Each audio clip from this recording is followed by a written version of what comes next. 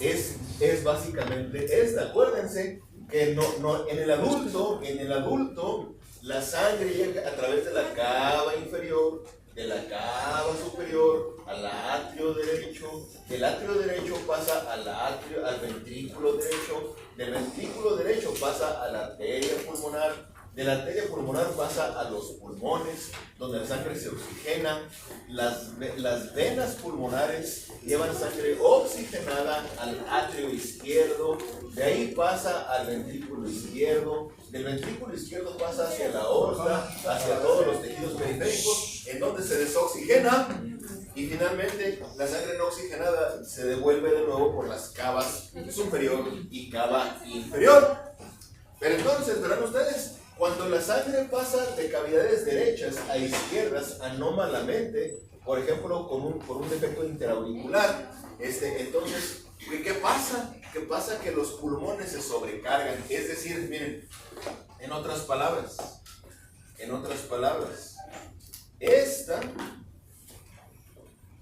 fíjense, aquí, por ejemplo, raza, es una comunicación interatrial.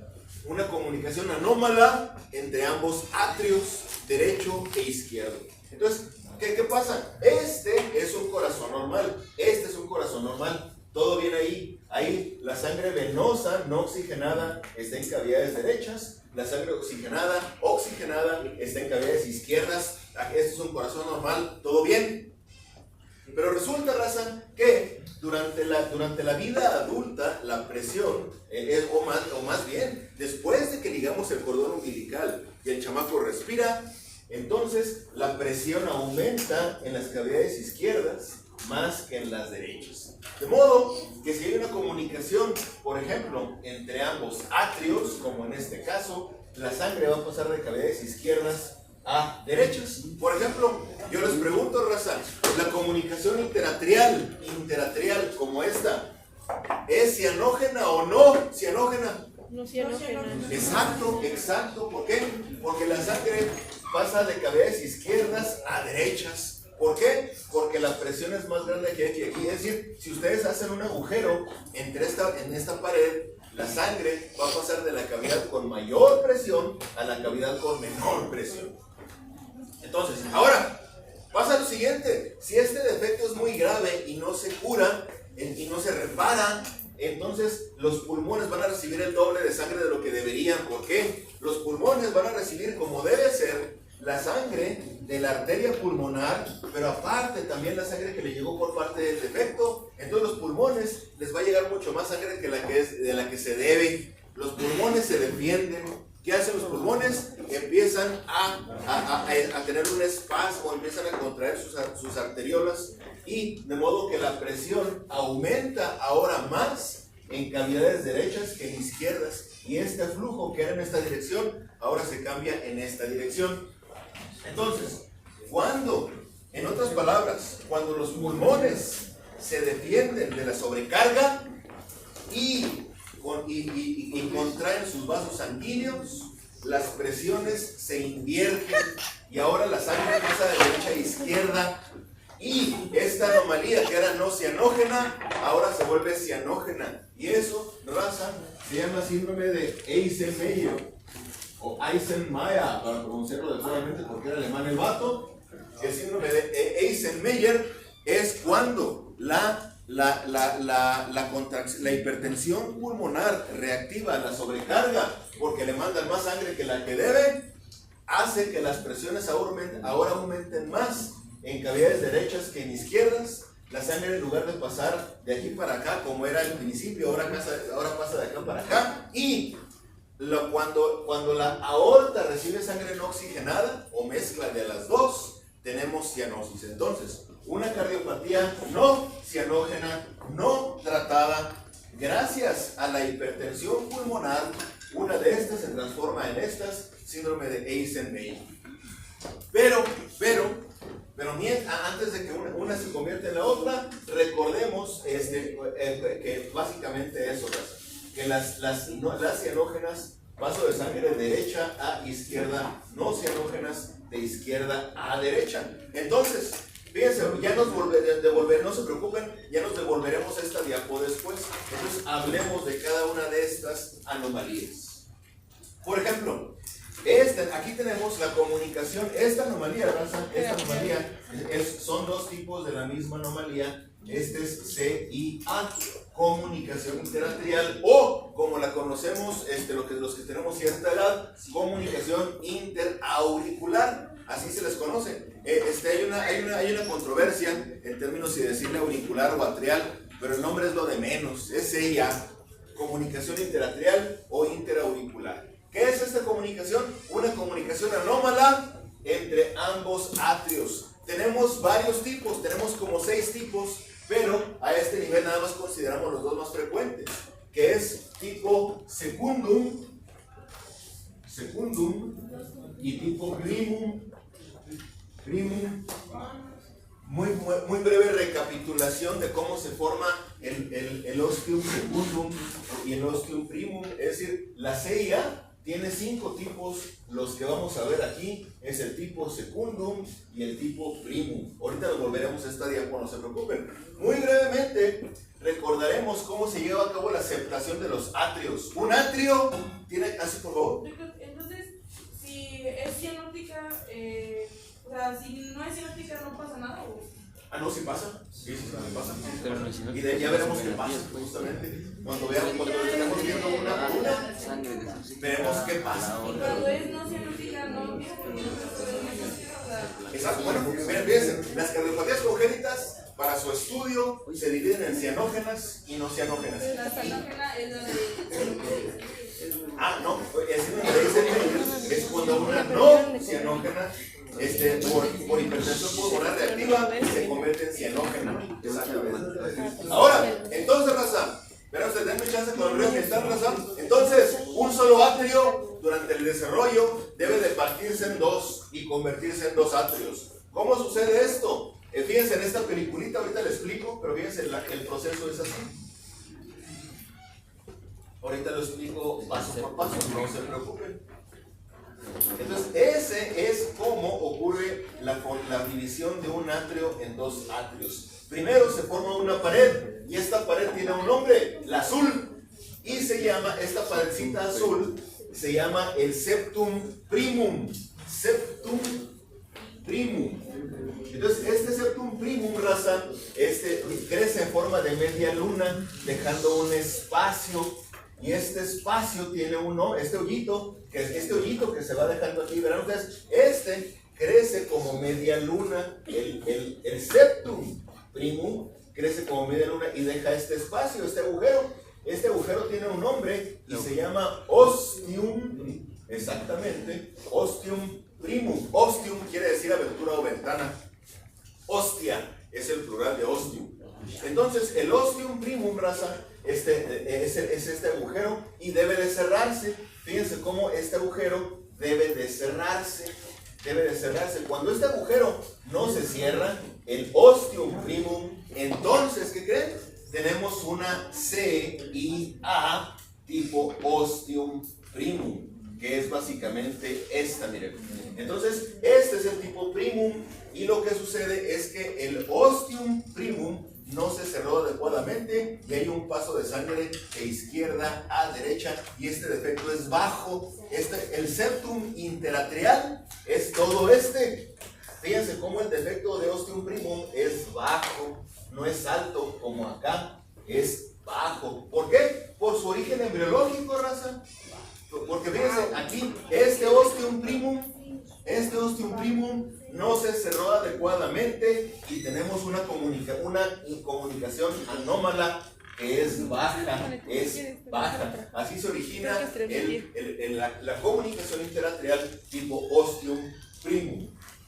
Ahora, verán ustedes, ¿cómo sigue el proceso de aceptación atrial? Bueno, resulta que fíjense cómo, una vez que, cuando esto ocurre, fíjense cómo se completa, se cierra, pero aquí le sale otro agujero al azul. Es decir, al septum primum le sale, ya se cerró aquí, miren, normalmente ya se cerró. El ostium primum ya se cerró, nos olvidamos de él por lo pronto. Pero ¿qué creen? Se formó otro agujero, o más bien un conjunto de agujeros que se juntan y que se llama aquí justo en la pared azul, en el ostium primum, y este agujero que se forma en el septum primum tiene un nombre y se llama ostium secundum.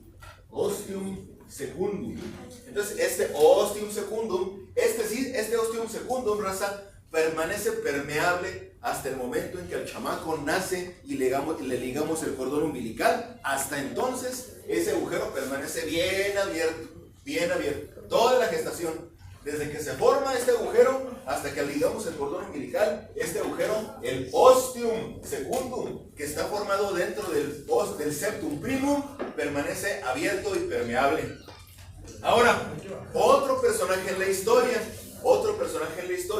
que es esta pared amarilla o el septum secundum. Y este septum secundum, ¿qué creen? También crece en forma de media luna, también deja un agujero. Y este agujero tiene otro nombre, y este es el agujero oval. Bueno, sí, ciertamente el agujero oval o foramen ovale. Ese es vestigial, no yo puedo. Bueno, ya veremos otra. Vamos por partes. Como dijo el descuartizador, vamos por partes. Entonces, verán ustedes, el septum secundum crece en forma de media luna, deja un agujero. Este agujero es el foramen ovale o agujero oval. Bueno, ¿qué creen? El agujero oval también, desde que se forma hasta que ligamos el cordón umbilical, permanece permeable. Y estos dos agujeros, raza, este septum que ya se formó aquí, de que tiene que tiene dos septos, cada uno con su agujero, permanece así durante toda la gestación hasta que ligamos el cordón umbilical. Ahora, esto, raza, es una válvula.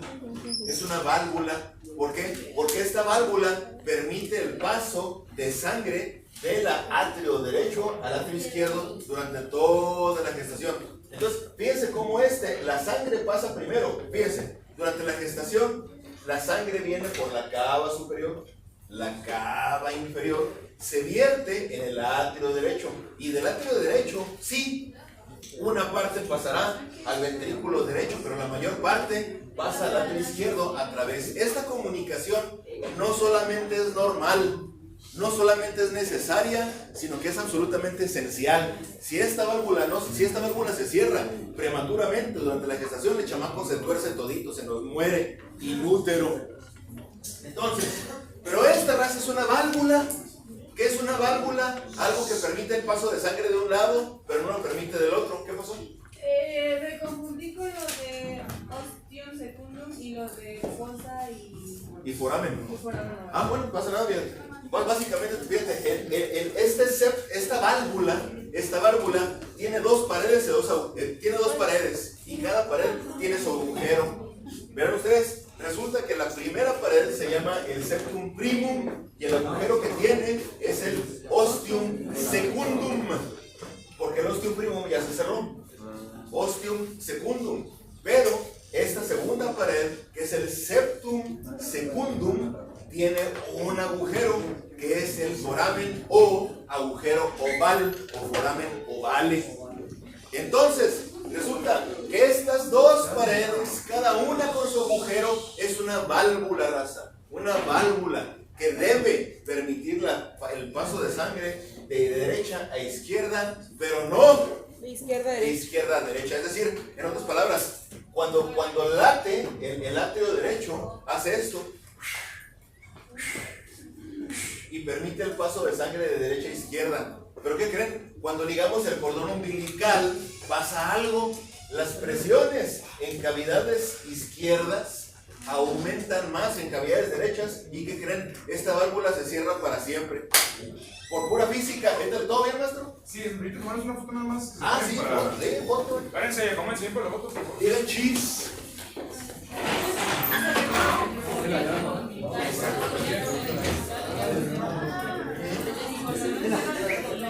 Hay pedidas, hay problemas.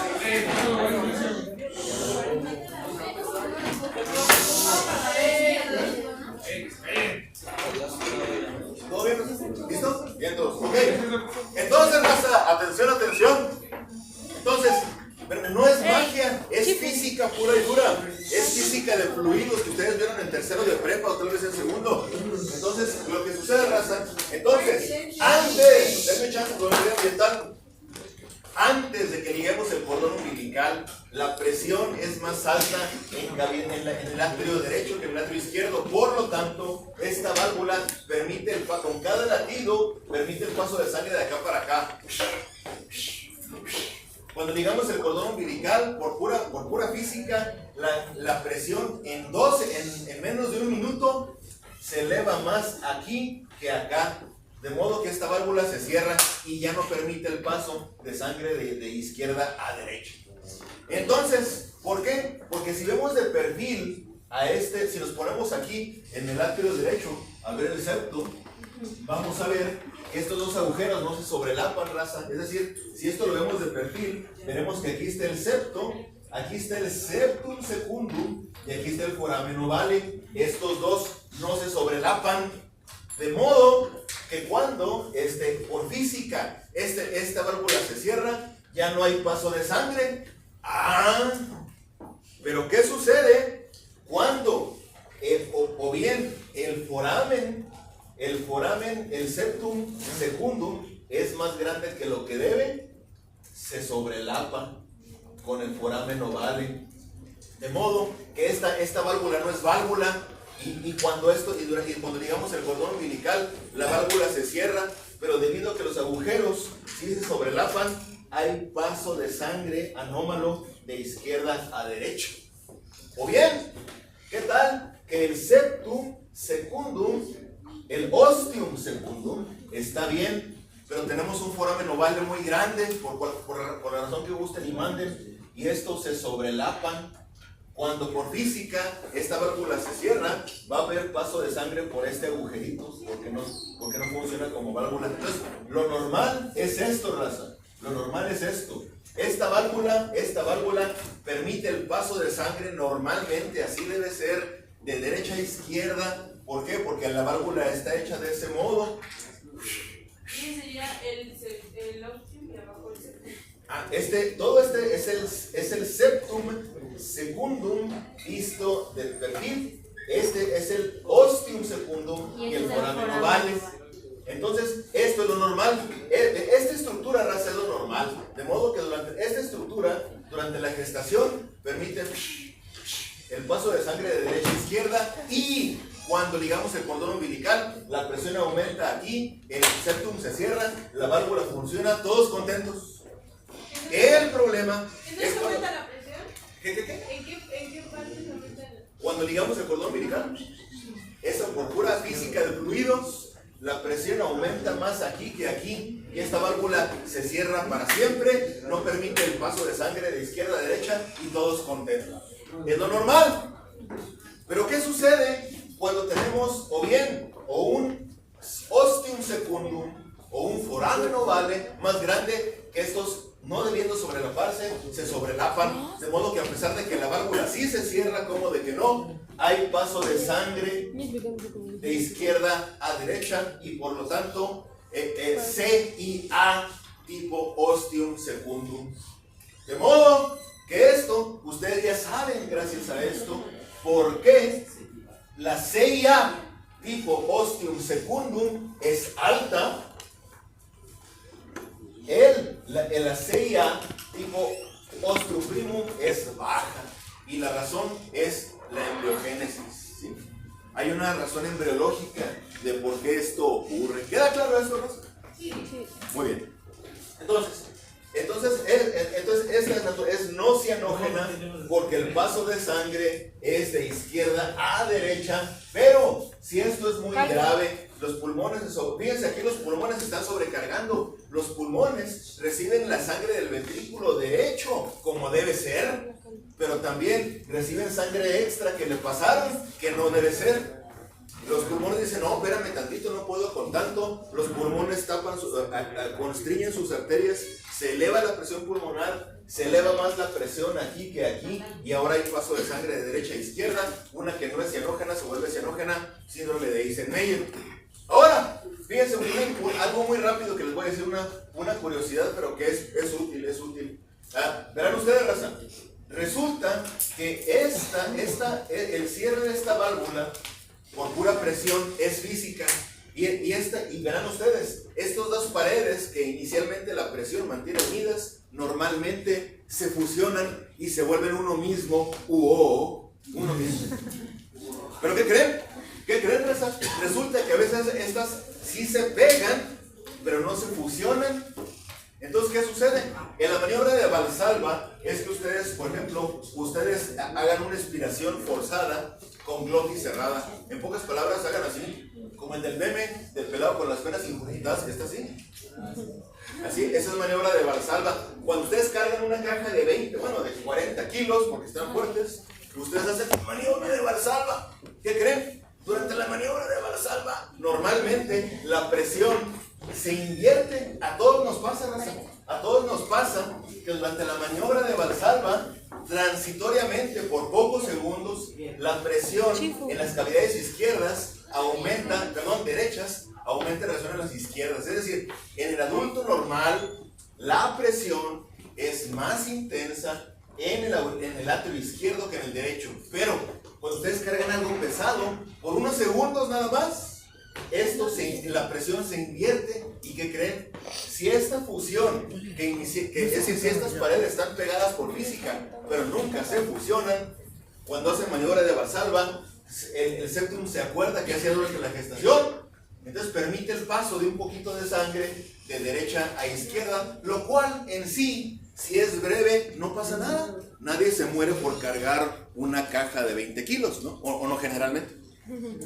Pero ¿qué sucede, raza? Sucede que, fíjense, algo muy curioso es que no es del todo raro que anden coagulitos por aquí. Todos tenemos permiso de repente de tener un coagulito chiquito por aquí dando vueltas en el atrio derecho. Sí, y no nos da problemas, ahí anda el coagulito.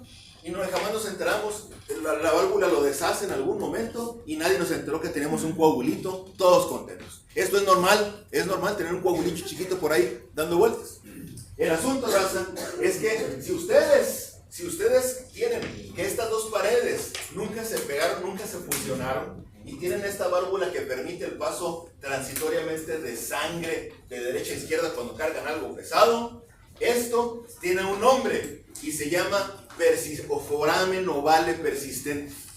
El foramen ovale persistente es hasta cierto punto normal. Y es que estas paredes, la física las pegó como debiera de ser, pero anómalamente nunca se fusionaron como uno mismo. De modo que siendo un coagulito por aquí, cuando hacen un esfuerzo, este pasa de acá para acá, y ¿qué creen? La persistencia de foramen ovale, a pesar de que es normal, entre comillas, es un factor de riesgo para embolia cerebral. ¿Por qué? Porque todos de vez en cuando tenemos, y no es nada del todo raro, tenemos coagulitos chiquitos aquí dando vueltas y no pasa nada, se deshacen, las válvulas los muelen, todos contentos, pero las personas que tienen esto y aparte tienen persistencia de foramen ovale, cuando hacen un esfuerzo, la sangre pasa de aquí para acá, lo cual en sí no es un problema. Lo que sí es un problema es que el coagulito pasa también, y de aquí pasa al atrio izquierdo, al ventrículo izquierdo, a la aorta, a la carótida común, carótida izquierda, polígono de Willis, cerebral media, y les da una EBC embólico. Entonces el problema es que pasa al lado izquierdo. Exactamente, que el problema es, verán ustedes, casi esto es más, mírense aquí, ¿cuántos seremos aquí ahorita? ¿Unos 60? Sí. Sin problemas, unos 15 más o menos de nosotros tenemos persistencia en foramen ovale y nunca nos enteraremos. ¿Por qué? Porque no tenemos la mala suerte que cuando carguemos a algo pesado, está un coagulito que pasa de aquí para acá y se les atora en la carótida y en el polígono de Willis. Entonces, persistencia de foramen ovale o foramen ovale persistente es normal, entre comillas. Estoy seguro que aquí unos 15 lo tenemos. Y eso es un factor de riesgo para EBC embólico. Coagulitos que se van al polígono de Willis y tapan una de sus ramas. ¿Por ahí alguien levantó la mano? ¿Cómo se llama? Va.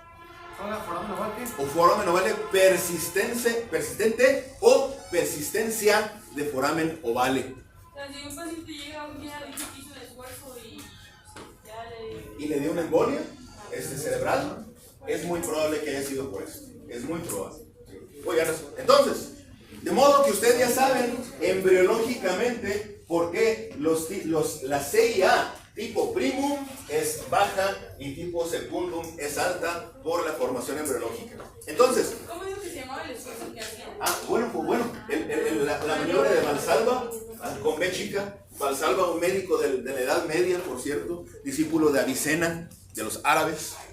Entonces, verán ustedes, en la maniobra de Valsalva, ustedes van a provocar maniobras de Valsalva para muchas cosas. O sea, ya verán en cardiología que cuando estén auscultando a un paciente, a ver, oiga, por favor, pújele, o sea, haga un esfuerzo, cierre la garganta y apriete los pulmones. Eso es maniobra de Valsalva que ustedes hacen involuntariamente cuando cargan algo pesado.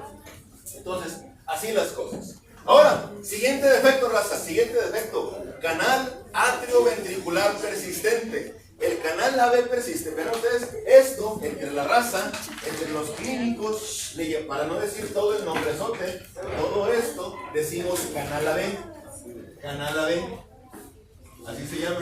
El canal AB o canal atrioventricular persistente o canal atrioventricular a secas es una anomalía de la formación de los septos. Verán ustedes, vamos a tomen las fotos que quieran. Pero acuérdense ustedes, raza, y nos devolveremos un poquito en la embriología del asunto. Miren, acuérdense que el corazón durante el desarrollo embriológico tiene un solo atrio que tiene que dividirse en izquierdo y derecho. Tiene una sola comunicación atrioventricular que tiene que dividirse en mitral y tricuspidea. Tiene un solo ventrículo que tiene que dividirse en ventrículo derecho e izquierdo. Tiene una sola arteria que tiene que dividirse en aorta y en arteria pulmonar. Entonces, la separación del único agujero atrioventricular, el mitral y tricuspideo. A ver, déjenme saco mi plumón. Entonces, va de nuevo, raza. Va de nuevo, mucha atención. El corazón tiene un solo atrio, que ya vimos cómo se divide en atrio derecho e izquierdo. El corazón tiene una sola comunicación atrioventricular, que tiene que dividirse en mitral y tricuspidea. El corazón debe tener tiene durante el desarrollo un solo ventrículo, que tiene que dividirse en ventrículo izquierdo y derecho. Tiene un solo vaso, una sola arteria, que tiene que dividirse en aorta y en arteria pulmonar. Entonces, ¿cómo se lleva a cabo la separación de un solo agujero atrioventricular en mitral y tricuspideo? Lo hace gracias a los cojinetes endocárdicos. Tenemos dos cojinetes endocárdicos que lo que hacen es que el único agujero, fíjense, aquí está el único atrio dividiéndose apenas en dos atrios. Aquí está el único ventrículo dividiéndose apenas en ventrículo izquierdo y derecho gracias a esta pared que está creciendo. Pero esta única comunicación atrioventricular que tiene que dividirse en mitral y tricuspidea lo hace gracias a esta estructura y esta estructura, que son el cojinete endocárdico, el ventral y el dorsal. Estos se juntan y se pegan, se fusionan. ¿Para qué? Exacto, bueno, para formar más bien el agujero tricuspideo y mitral. Es decir, una sola comunicación atrioventricular tiene que dividirse en mitral y tricuspidea, y lo hace gracias a que el cojinete endocárdico ventral se junta con el dorsal, se fusionan, y ahora sí tenemos un agujero atrioventricular derecho y un agujero atrioventricular izquierdo. ¿Cojinete qué? Endocárdicos, cojinetes endocárdicos. ¿Cuándo? Los cojinetes endocárdicos. Entonces, ¿qué creen? Resulta que todos estos procesos fallan, raza. Todos estos procesos fallan. ¿Por qué? Porque, pues miren, cuando el cojinete endocárdico ventral y el dorsal no se juntan, tenemos que todos con todos, como en fiesta. Miren, aquí tenemos los dos atrios y los dos ventrículos comunicados todos contra todos. ¿Por qué? Porque los cojinetes endocárdicos no tuvieron la decencia de juntarse, de separar el único agujero atrioventricular mitral y tricuspideo. Entonces, ¿qué creen? Tenemos un solo agujero atrioventricular, y eso tiene un nombre, se llama canal atrioventricular persistente, o entre los cuates canal AB. Si ustedes leen un libro gringo de pediatría, les va a decir que en el síndrome de Down esta es la anomalía cardíaca más frecuente, y en ellos sí es cierto. En México no. Nosotros compartimos mucha herencia, ustedes lo saben, con los asiáticos, ¿no? Porque venimos de ahí de Siberia a través del estrecho de Bering. Entonces, en asiáticos y en población latinoamericana, raza, esta no es la malformación más común, es síndrome de Down. En Down, en México, lo más común es comunicación interventricular, nada más, no atrioventricular. Pero si ustedes leen un libro gringo, básicamente les va a decir que esta es la malformación más común en síndrome de Down. En México no lo es. Oiga, y en esa del canal atrioventricular, ¿cómo sería la comunicación de la sangre? Con toda nuestra. Ahora, esa es una excelente pregunta. ¿Sabes por qué? Porque esta es cianógena. ¿Por qué es cianógena? Pero ustedes, la cianógena, ya dijimos, es cuando hay paso de sangre. ¿De dónde? Derecha, izquierda. Exactamente, de derecha a izquierda. Y esto es equivalente, ¿por qué? Porque la aorta que está aquí va a recibir una va a recibir una mezcla de sangre oxigenada y no oxigenada, porque ambos ventrículos vacían en ambas arterias. De modo que a la aorta le toca una mezcla de oxigenada y no oxigenada. Esto técnicamente es una comunicación de derecha e izquierda y por lo tanto es cianógena. Entonces, en efecto, ¿cómo es el paso de sangre? Todos contra todos, nuestro. Ambos atrios vacían en ambos ventrículos y ambos ventrículos vacían en ambas arterias. Entonces es una revoltura de lo lindo para acabar pronto. Porque ahora sí que todos contra todos. Así las cosas. Entonces, exactamente, ambos átomos vacían en ambos ventrículos y ambos ventrículos vacían en ambas arterias. Es decir, ahí sí la sangre arterial y venosa se mezcla como en licuadora completamente, como si estuvieran haciendo un martini seco, shake and not stir, como lo pide James Bond. Entonces, así es. Ahora, ese es canal AB y es una cardiopatía cianógena, no es la más común. Fíjense, la cardiopatía cianógena más común es la tetralogía de Fallot. Cualquier paciente que le llegue morado es Fallot hasta no demostrar lo contrario. ¿Por qué? Por frecuencia nada más. ¿Tetralogía de qué? Fallot, ya lo veremos, ya tocaremos la tetralogía de Fallot. Atresia tricúspide. ¿Qué es la atresia tricúspide? Verán ustedes. Este es un corazón normal. Normalmente el atrio derecho vacía en el ventrículo derecho y la sangre va a través de la arteria pulmonar a los pulmones y todos contentos.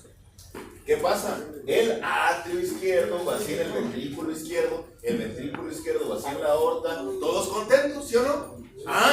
¿Pero qué creen? Resulta que en la atresia tricúspidea el nombre lleva la fama. ¿Por qué? Porque la arteria tricúspide, la válvula tricúspide está bien cerradita. Fíjense, estenosis está tapada, pero no mucho.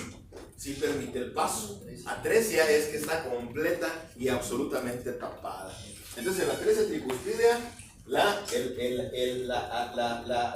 válvula tricúspide no existe, está tapada completamente. Entonces no hay paso de sangre del atrio derecho al ventrículo derecho, no hay paso de sangre. Esto, si fuera aislado, sería absolutamente incompatible con la vida. ¿Por qué? Porque si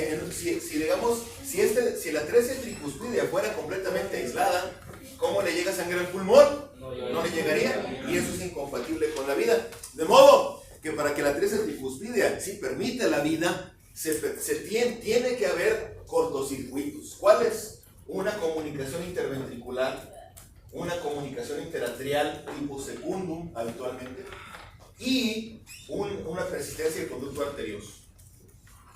Entonces, la atresia tricúspide aislada es incompatible con la vida. Para que sea incompatible con la vida, tiene que haber una CIB y tiene que haber una CIA, y aparte tiene que haber una persistencia del conducto arterioso. Es más, cuando un chamaco nace, ya lo veremos. Bueno, les comento que el conducto arterioso es normal durante la gestación.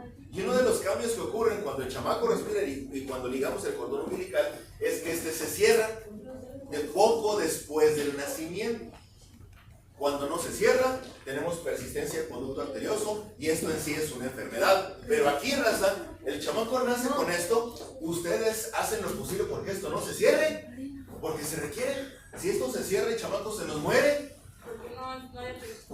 Porque no hay cómo le llegue sangre a los pulmones. ¿Cómo se llama eso que dice? Esto, persistencia del conducto arterioso. El conducto arterioso normalmente permite el paso de sangre, ya lo saben, de la arteria pulmonar hacia la aorta, pero después del nacimiento, como la presión es más grande en cavidades izquierdas, el flujo se invierte y ahora pasa de acá para acá. Entonces ustedes requieren, en la arteria tricuspidea, requieren las tres comunicaciones: interventricular, interatrial y conducto arterioso. Ahora, el corazón en desarrollo, raza, es como un globo, porque ustedes, para que un ventrículo se hinche, deben de soplarle. Si no le soplan, no se hincha, no crece. ¿Qué creen? Como aquí no hay nadie que le esté soplando al pobre ventrículo derecho, el ventrículo derecho se queda pobrecito, se queda chiquito. Y consecuentemente, al estar bien chiquito, ventrículo derecho hipoplásico es el nombre elegante. Hay una comunicación entre ambos ventrículos que es necesaria en este caso. Son las consecuencias. Exactamente, justo, exactamente. Como no hubo nadie que pobrecito estuviera inflando al pobre ventrículo, el pobrecito se quedó chiquito. Hipoplasia de ventrículo derecho, que en sí es bastante grave. Cuando la hipoplasia de ventrículo derecho es aislada, hay grandes consecuencias muy graves. Es incompatible con O sea, que todo puede funcionar mientras esté conducto arterioso, pero si no... No, las tres cosas.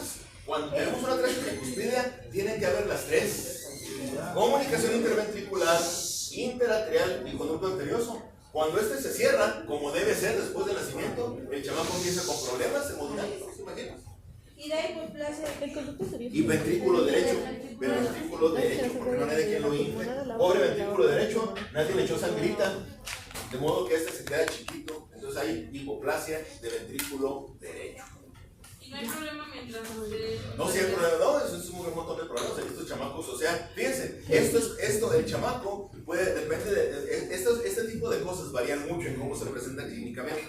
Pueden dar síntomas desde el nacimiento, o bien pueden dar síntomas a los 2, 3 años. Pero eso sí, esto se requiere operar. Y no es que se le abra aquí la válvula, no. Bueno, fuera. Son cirugías paliativas que ya ustedes verán en cardiología, cómo se indican y cómo se hacen.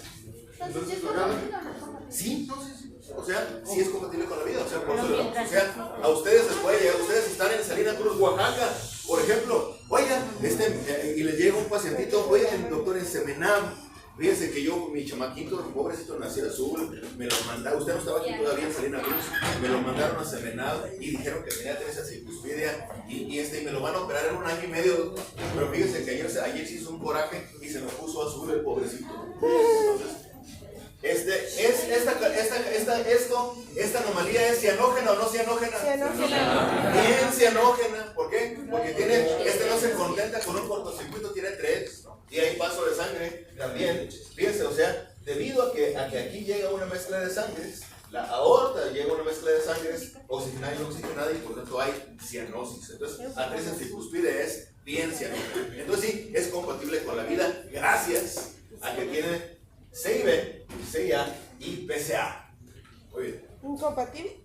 Es compatible, gracias. Sí, es compatible. Sí, ve, o sea, hay niños que se mueren de esto porque no tienen defectos, sí. Es decir, o sea, pero esto, si el chamaco tiene pura arteria tricuspidea y no tiene ni comunicación ni esta, ese chamaco va a fallecer necesariamente a los pocos minutos de haber nacido. O sea, van a ser así todo aguadito, le van a hacer con toallitas, le van a calentar, le van a hacer compresiones y el chamaco pues bye, ¿no?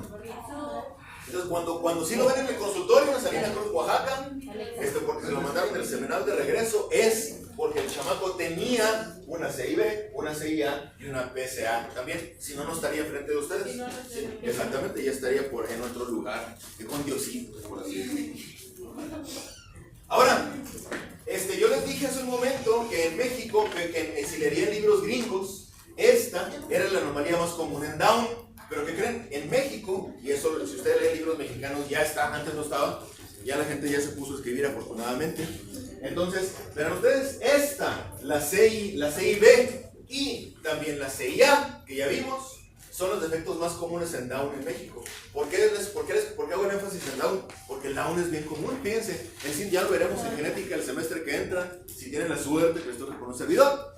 Entonces, y verán ustedes que el síndrome de Down, la mitad de los niños con síndrome de Down tienen cardiopatía congénita, la mitad, son un montón.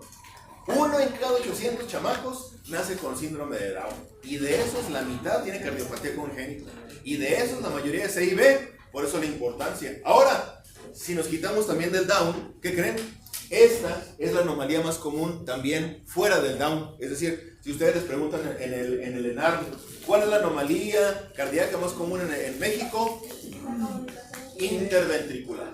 Ahora, ¿Interventricular e interauricular o solo interventricular? bueno, la C y B es la más común en general. Ahora, si recuerdan en clases anteriores, los que estuvieron con un servidor, se acordarán que la aceptación, la formación del septum interventricular obedece a 3 fenómenos. Aquí están los 3.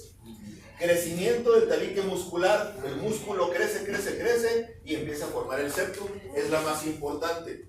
Segundo proceso, tejido de la cresta troncoconal, que no hemos repasado todavía, no hemos visto, lo tocaremos, no se preocupen. ¿Tejido de qué?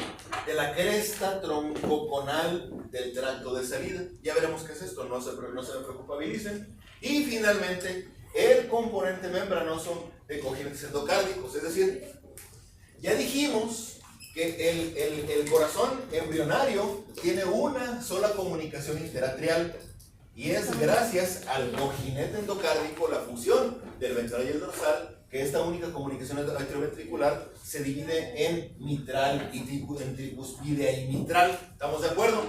¿Pero qué creen? El cojinete endocárdico no solamente ayuda a esto, el cojinete endocárdico, ¿qué creen? También ayuda a formar el septum interventricular. Entonces, 3 ingredientes. Si usted, Chefina Peralta o Gordon Ramsay les piden la receta para un septum interventricular, ustedes dicen, añada una cucharada de tabique muscular, una taza de cresta troncoconal y una cucharadita de componente membranoso de cojinete endocárdico. Esa es la receta para formar un septum interventricular. Ahora, verán ustedes, para que esto cobre sentido, les voy a decir lo siguiente. Miren, aquí está. Esta figura no es del Carson, es del Langman. Y me gusta porque es muy clara en ese sentido. Verán ustedes, aquí está, bueno, aquí está el atrio derecho, aquí está el ventrículo derecho, aquí está el ventrículo izquierdo. Y aquí apenas, raza, se está formando la división entre ambos ventrículos. Entonces, aquí está por colores, miren, por colores. Entonces va de nuez. Crecimiento del tabique muscular, cresta troncoconal, cojinete endocárdico para formar un septum interventricular. Entonces, aquí están los 3 componentes. El componente muscular, aquí está en gris, es este. El componente, exactamente, es decir, en pocas palabras, fíjense, el ventrículo, fíjense, es una sola bolsita inicialmente, un solo ventrículo. Entonces, de la nada, el músculo crece, y es el componente más importante para formar el septum interventricular. ¿Cómo no? ¿Ese? Perdón, ese.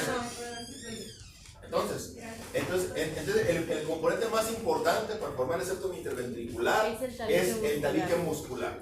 Luego, el otro componente es crestas troncoconales. Ustedes dirán, ¿y eso con qué se comen? Ah, bueno, las crestas troncoconales, verán ustedes, ya dijimos que el corazón tiene un solo ventrículo, que tiene que dividirse en 2 ventrículos. Dijimos que el corazón tiene una sola arteria. ¿Por qué se me secan tan rápido estas cosas? La aorta no. No, la aorta no se me seca, maestro. Todavía.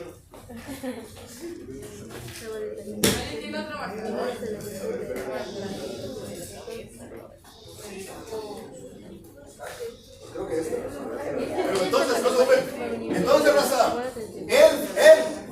entonces el corazón tiene una sola arteria que al dividirse dará origen. Que la fregaste. ¿Alguien tiene otro plumón para...? El corazón tiene una sola arteria y esta arteria tiene que dividirse en aorta y en pulmonar. Ah, eso me lo escuchan.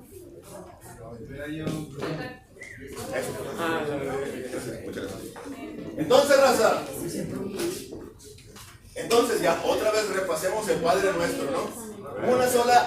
Un solo atrio derecho izquierdo, una sola comunicación atrioventricular, mitral y tricuspidea, un solo ventrículo, ventrículo derecho e izquierdo, y una sola arteria que tiene que dividirse en aorta y arteria pulmonar. ¿Estamos bien? Sí. Ah, bueno.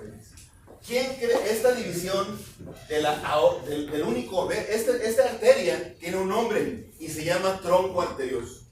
El tronco arterioso tiene que dividirse en dos para formar a la aorta y a la arteria pulmonar. ¿Quién las divide?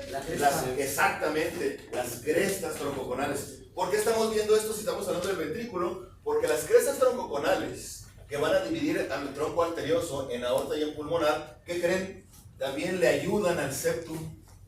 Ahora sí que básicamente los potrearon. A ver, crestas, vengan y ayúdenme a formar el septum, como de que no, ya quédense ahí. ¿Qué es el septum? El septum es la pared que divide ambos, al único ventrículo en dos ventrículos derecho e izquierdo. Ese también que... Ah, tiene tres componentes, maestro. Tiene tres componentes: crecimiento del tabique muscular, cresta troncoconal y congénites endocárdicos. Entonces, ¿qué sucede? De que el tabique, esta es la pared que divide el ventrículo derecho del ventrículo izquierdo y tiene tres componentes: muscular, aquí en gris, crestas troncoconales que están dividiendo al tronco arterioso en aorta y en pulmonar, pero también ayudan a formar el septo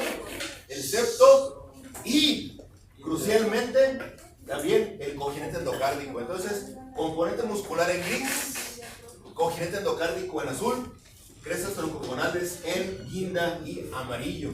Los tres componentes, 1, 2, 3, que forman el tabique interventricular. Fallas en que cualquiera de estos se formen, fallas en que estos se fusionen, producirán comunicación interventricular.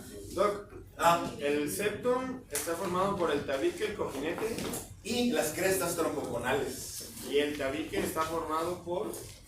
No, es el tabique. Bueno, no, es que el septum es el tabique. Septum y tabique son sinónimos. A ver, ¿puede explicar otra vez los colores? ¿Sí, cómo no?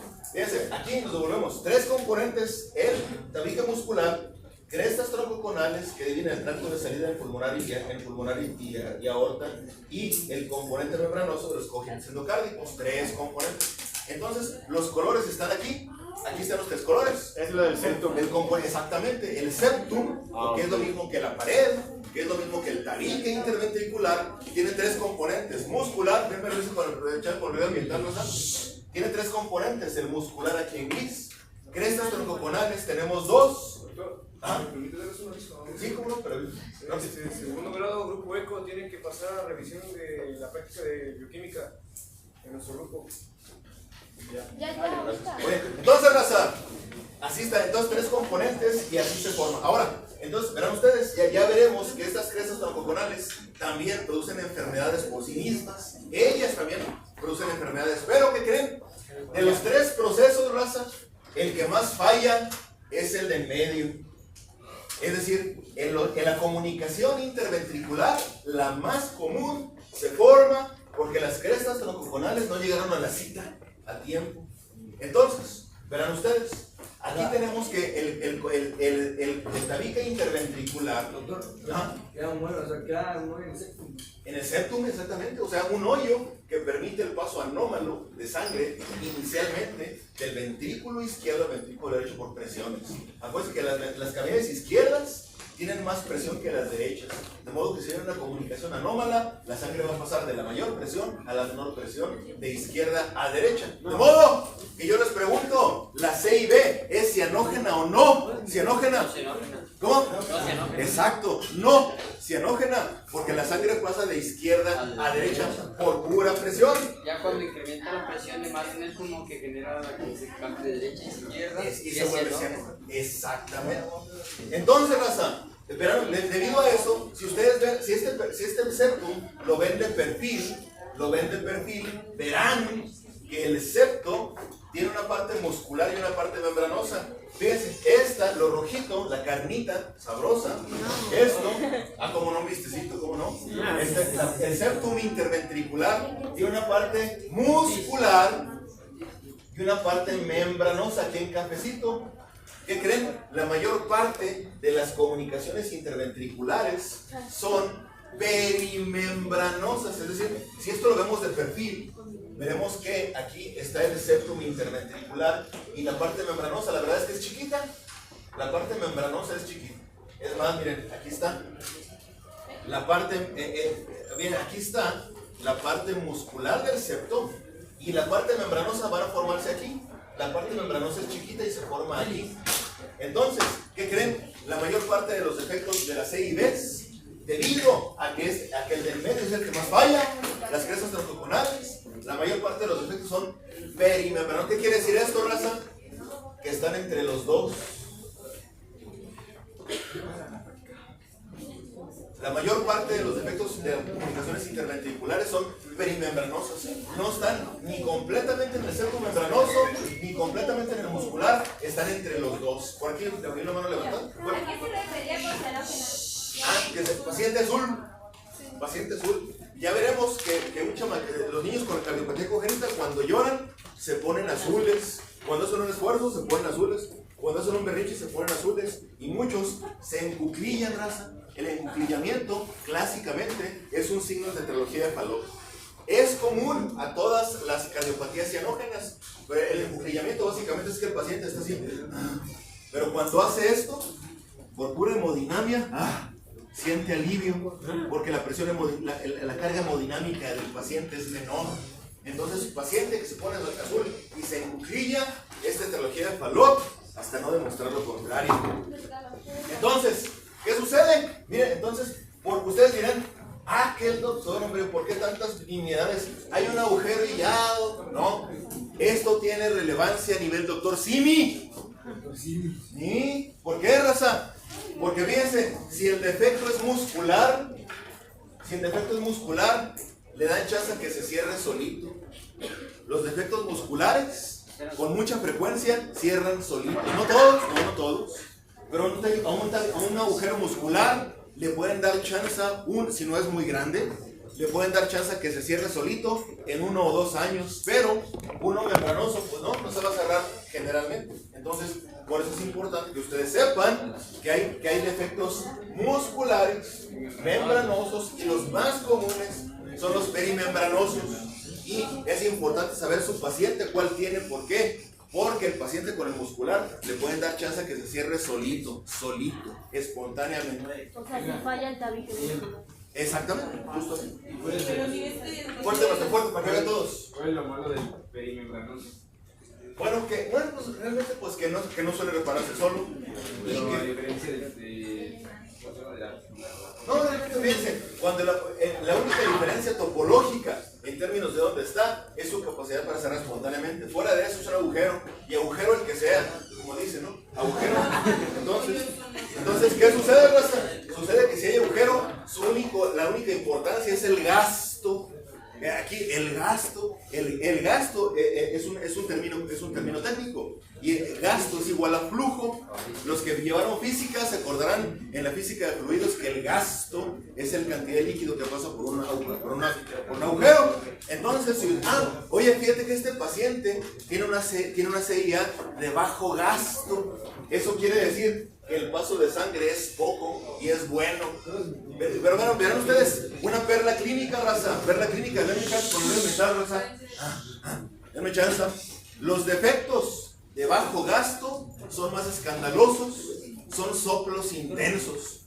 Los agujeros grandes de gran gasto, que son graves hemodinámicamente, son soplos mucho más discretos. Y es el efecto de la manguera. Como Ustedes están regando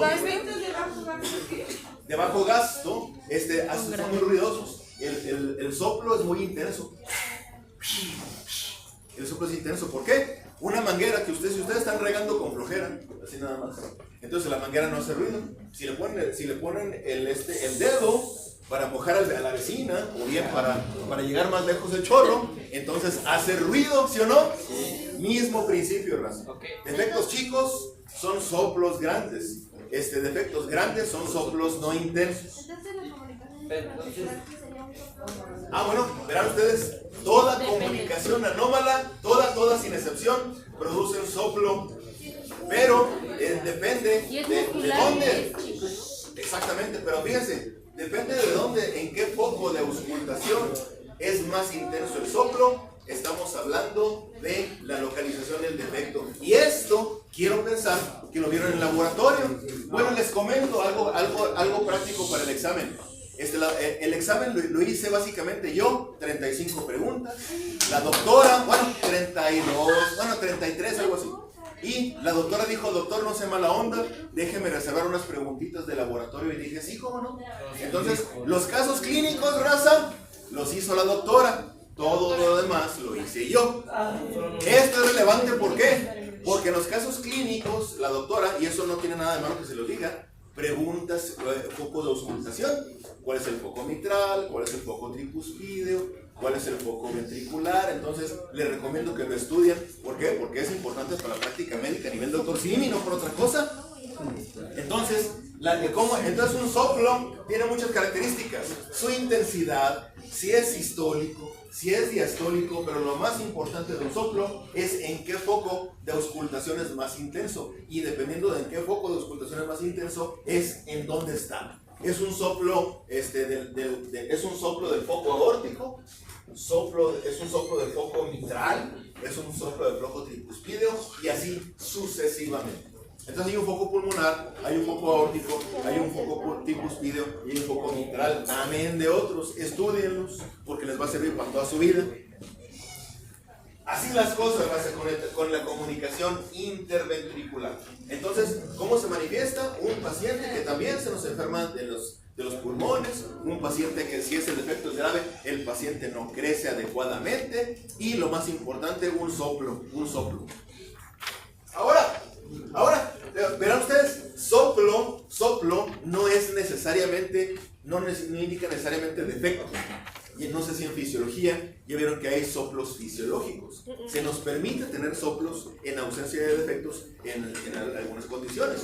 Por ejemplo, anemia. La anemia, debido a que disminuye la viscosidad de la sangre, produce un soplo, así se llama. Entonces, los soplos no es igual a defecto. Pero eso sí, si detectan un soplo hay que investigarlo porque puede ser un defecto. ¿Estamos? Sí. Muy bien. Siguiente defecto, raza. Siguiente defecto. Siguiente defecto, raza, que sería el tronco. Denme chance con la red ambiental, raza, porque te van a comentar menos 20 decibeles si están hablando, denme chance. Entonces, el tronco arterioso persistente, ¿qué es? Bueno, resulta que repetimos, el corazón tiene una solo atrio, una sola comunicación interventricular, un solo ventrículo y una sola arteria. Bueno, la arteria tiene que dividirse en dos, en aorta y en arteria pulmonar, ¿estamos bien? ¿Quién lleva a cabo esa división? Ya lo dijimos, las crestas troncoconales. Es decir, en pocas palabras, aquí tenemos el tronco arterioso, que tejido de la cresta neural, por cierto, va a ponerse entre los dos y va a dividir a este tronco arterioso en aorta y en pulmonar. Esta división tiene que, este tejido es de la cresta neural, pero son las famosas crestas troncoconales que también ayudan a aceptar el ventrículo, ya lo vimos. Entonces, resulta, raza, que esta división del tronco arterioso en aorta y en pulmonar, las crestas troncoconales tienen que tener varias características. Las crestas troncoconales bajan, si ustedes han ido cuando están cerrando una taquería y dicen, ching, me cerraron la taquería, hombre. Eso duele, ¿no? Duele. Entonces, resulta que las crestas troncoconales tienen que dividir al tronco arterioso en aorta y en pulmonar. Entonces, cuando viene como cortina de taquería, no, doña Pelos, por favor, no cierre. Deme una orden de pastor, no, ni modo. Ya está cerrando la cortina de la taquería. Entonces, esto baja como cortina de taquería, de arriba hacia abajo, craneal a caudal. ¿Qué creen? Sí, esta división no es completa y la cortina de taquería baja nomás hasta acá. Y esto se queda, exactamente, aquí tendremos aorta, sí, tendremos pulmonar, que nacen anómalamente de un solo tronco y esto es un gran problema. Esto es una anomalía, es un defecto, con cardiopatía congénita, se llama persistencia de tronco arterioso. ¿Por qué se origina? Porque las crestas troncoconales no se desarrollaron de forma completa, llegaron hasta abajo, se quedaron a medio camino. Ahora, las crestas troncoconales, fíjense que ahora sí, no bajan en este sentido, como así derechito, como cortina de taquería, sino que lo hacen de forma helicoidal. Fíjense cómo inician así, dan una vuelta de 180 grados y llegan hasta abajo. Ya veremos que hay un defecto que se produce cuando sí baja hasta abajo, pero no da vuelta. Ya eso se llama transposición de grandes vasos, ya lo veremos. Pero cuando las crestas troncoconales no se desarrollan adecuadamente y no llegan hasta abajo, tenemos una anomalía llamada persistencia de tronco arterioso, en donde si hay aorta, si hay pulmonar, pero anómalamente nacen de una sola arteria. ¿Cómo luce eso, raza?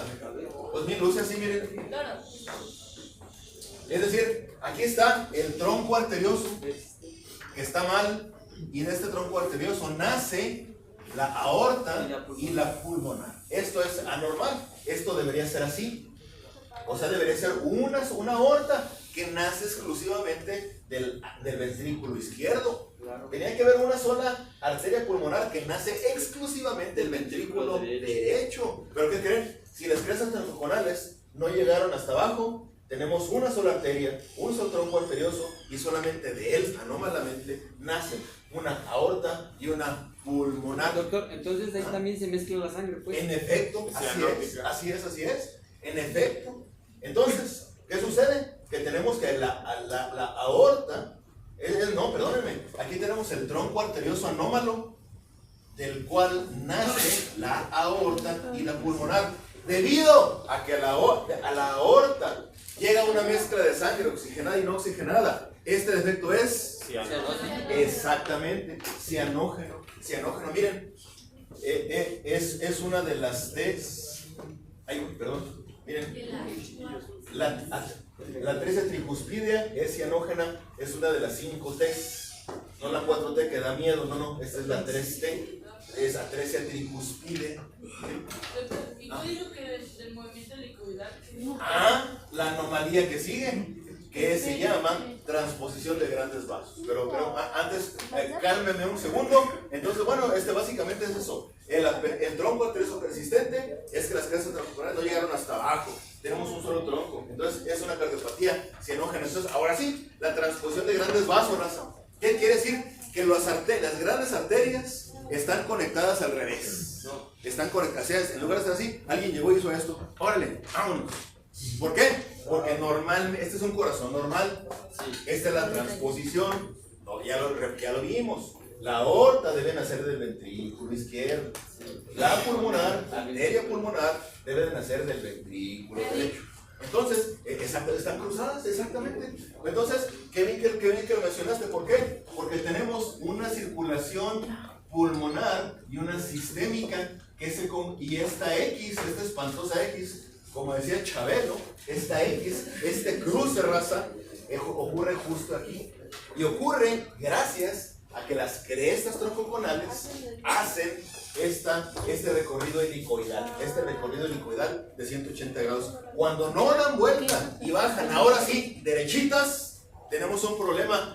No tenemos un 8, tenemos 2 ceros, 2 O's. Entonces tenemos una circulación pulmonar aislada de la sistémica. Es decir, esto, raza, solito sería incompatible con la vida. Porque imagínense, la sangre dando vuelta, corazón, pulmón, corazón, pulmón, corazón, pulmón. Y la sangre dando vuelta, corazón, cuerpo, corazón, cuerpo, corazón, cuerpo. Pues no habría oxigenación y el chamaco se nos tuerce, ¿sí? Entonces, cuando las crestas troncoconales de la cresta neural sí dividen completamente el tronco arterioso, la arteria pulmonar, pero no se dan la vuelta, entonces tenemos este defecto, transposición de grandes vasos, en donde las arterias nacen del ventrículo equivocado, del ventrículo opuesto. ¿Por qué? Porque fíjense cómo la aorta nace del ventrículo derecho, mal. La arteria pulmonar nace del ventrículo izquierdo, mal. Esto sería incompatible con la vida. ¿Por qué no lo es? ¿Por qué se imaginan? Pues porque la circulación, por ejemplo, la circulación venosa solamente sería venosa, no habría intercambio gaseoso, pues. En efecto, no habría, pero sí lo hay. O sea, el chamaco, yo he visto chamacos de 3 años de edad, 4 años de edad, con transposición, que jamás los ha visto un médico y no están bien, pero tampoco se me están muriendo. Entonces solamente entonces ¿Qué? entonces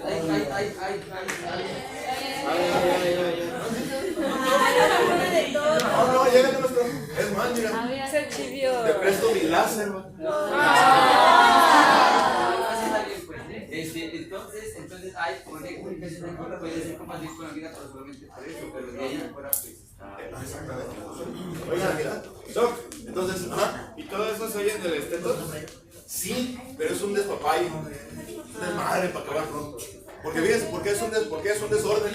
Porque fíjense, como dijo el camarada y lo dijo muy bien, para que esto sea compatible con la vida debe haber cortocircuitos, es decir, para que la transposición sea compatible con la vida y no tengamos esto, que es claramente anómalo, entonces tenemos que tener una CIB y tenemos que tener una CIA y tenemos que tener un conducto anterior persistente. Si no sería, entonces sí, imagínate, aquí no tienes un soplo, esto tienes una sinfonía. La tocata y fuga de ¿quién es? Tocata y ahorita me acuerdo. No, ahorita me acuerdo es un desmadre. Entonces que por ahí una mano. Yo tengo una pregunta. Lo del tronco anterior persistente es porque las crestas cierran a la mitad y en la porción de grandes vasos cierran de forma helicoidal.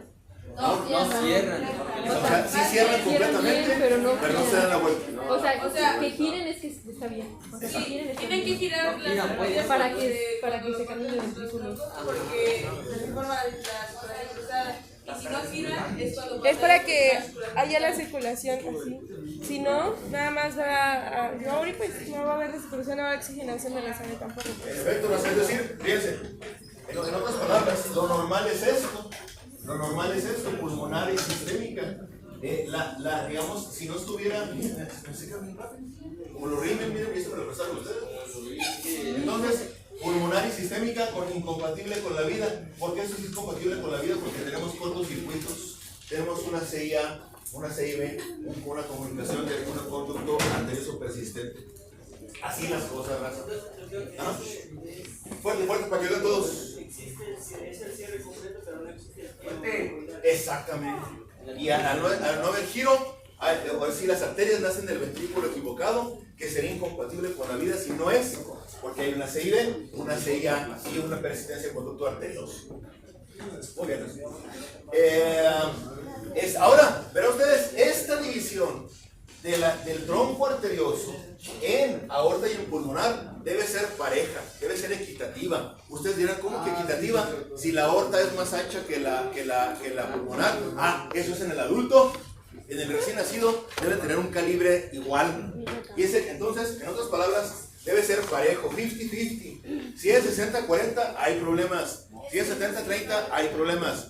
Esto debe ser 50-50 como el grupo de K-pop, 50-50. Entonces, el tronco arterioso tiene que dividirse de forma pareja, equitativa, en aorta y en pulmonar. ¿Qué creen? A veces no es equitativa, a veces las cosas no son parejas, ustedes lo saben. Entonces, resulta que cuando tenemos, por ejemplo, que esta división no es pareja y tenemos una aorta chiquita y una pulmonar grande, cuando esta división no es equitativa, tenemos una estenosis aórtica congénita. Verán ustedes ya verán en cardio que hay muchos tipos de estenosis aórtica. Algunas son por fibrosis, por fiebre reumática. Algunas son por otras cosas, pero la variedad congénita, un chamaco que nace generalmente con estenosis aórtica, ¿es por qué? Porque las crestas troncoconales no dividieron parejo al tronco arterioso, lo hicieron de forma dispareja, inequitativa, de modo que tenemos una aorta chiquita a expensas de una pulmonar grande. A la visconversa, también podemos tener una pulmonar chiquita a expensas de una aorta grande. Entonces, la estenosis pulmonar congénita, la estenosis aórtica congénita se producen por una división asimétrica o inequitativa del tronco arterioso por parte de las crestas troncoconales. Como que se fueron de ladito las crestas. Exacto, sí, como que exactamente. Le dieron preferencia a uno más que a otro. Entonces, ahí está, estenosis aórtica Y fíjense, en la estenosis aórtica también con mucha frecuencia hay también defectos interventriculares, porque es decir, digamos la aorta es tan chiquita que básicamente no hay lugar para que ambos ventrículos ahí se vacíen. La estenosis pulmonar también es lo mismo, pero pues al revés, ¿no? La división inequitativa de las crestas troncoconales. Ahora, el defecto preferido de la doctora Dolores. Me encanta la doctora Dolores. Y lo entiendo, está chido. Y yo les comentaba, fíjense, la tetralogía de Fallot, raza, es la anomalía cianótica más frecuente. Más frecuente. En el sentido de que el paciente azul es Fallot hasta no demostrar lo contrario. Entonces, la tetralogía, raza, la tetralogía viene de 4, por supuesto, y son 4 cosas. ¿Qué defectos son? Estenosis pulmonar, aorta calvagada. Exactamente. Encabalgamiento de aorta, hipertrofia ventricular derecha, estenosis pulmonar y defecto interventricular. Ahora, una pregunta, ¿la de la transposición de los vasos, la estenosis aórtica era cianótica o no cianótica? ¿Ustedes qué le contestan a la compañera? A ver, es que... ¿La transposición de grandes vasos es cianógena o no cianógena? Cianógena. Es cianógena. ¿Por qué? Para que sea compatible con la vida, debe haber intercambio de la sangre. Entonces, si hay paso de sangre no oxigenada a la aorta, ergo es cianógena. Muy bien. Entonces, ¿qué sucede? ¿Cómo se origina la tetralogía de Fallot? Bueno, en la tetralogía de Fallot, raza, lo que sucede es que los tres componentes, es decir, decíamos, raza, que acuérdense, en la aceptación del ventrículo son 3 procesos, ¿sí o no? Decíamos que son, ¿Navarro? Entonces, una forma de identificar las xenógenas son las personas que tienen que tener a fuerza. Sí, con la comunicación interauricular. Piensa, más bien.